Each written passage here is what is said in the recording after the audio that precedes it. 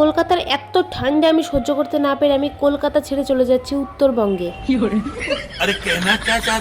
যাই হোক, আমার এই 2 ব্যাগ নিয়ে আমি চলে গেলাম, একটু কফি খাই আগে, নয়তো ভগবান পাপ দেবে এই ঠান্ডায়। এইবারের জার্নিটা আমার এতটা খারাপ একটা সিট পড়েছে আর কি বলবো। আমি অন্যের সিটে বসে আছি, কারণ আমার পড়েছে সাইড আপার, আর সাইড লোয়ারে দুজনে ছিল আর এসি।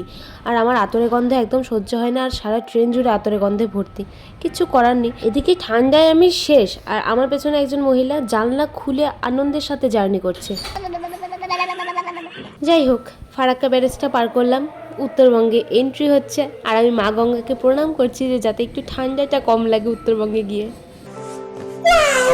দেখলে তো, এইবারের ট্রেন জার্নিতে কিন্তু আমি একবারেও ঝালমুড়ি খাইনি, কারণ কফি ছাড়া আর কিছু ভাল লাগছে না এই ঠান্ডায় ভাই।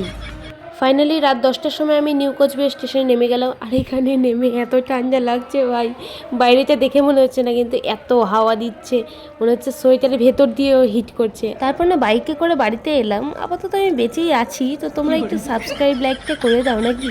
টাটা।